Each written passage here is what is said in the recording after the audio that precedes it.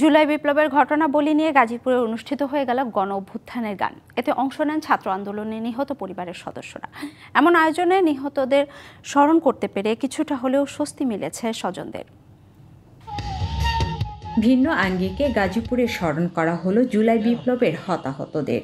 বাংলাদেশ শিল্পকলা একাডেমির আয়োজনে এবং জেলা প্রশাসনের সহযোগিতায় অনুষ্ঠিত হলো গণ অভ্যুত্থানের গান।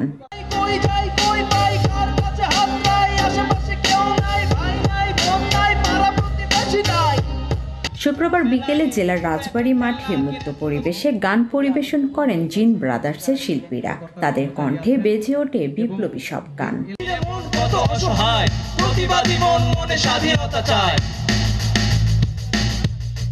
এর আগে কোটা আন্দোলনের শহীদ জাকির হোসেনের স্ত্রী জান্নাতুল নাইম অনুষ্ঠান উদ্বোধনের পাশাপাশি তার স্বামীর স্মৃতিচারণ করেন।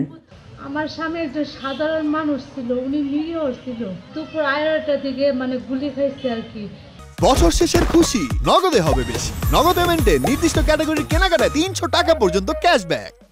কিন্তু উনি যে মারা গেছে, তার যে দুটো সন্তান রেখে গেছে, এত অসহায়।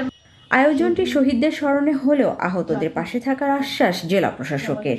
শহীদ পরিবারগুলোর পাশে যে আমরা আছি, যারা আহত হয়েছে তাদের পাশে যে আমরা আছি, এই বিষয়টাই আর কি আমরা এখানে তুলে ধরার চেষ্টা করেছি। অনুষ্ঠানটি মূলত জুলাই বিপ্লবকে কেন্দ্র করে, জুলাই বিপ্লবে যারা শহীদ হয়েছেন, যারা আহত হয়েছেন তাদের স্মরণে এই অনুষ্ঠানটি গণ অভ্যুত্থানের গান। অনুষ্ঠানে গাওয়া গানে উঠে আসে দেশের বিভিন্ন বৈষম্যের কথা, যা থেকে পরিত্রাণ পেতে চান সবাই। সামাজিক শ্যাওলায় প্রকৃত সারস পাখি উড়ে যায়।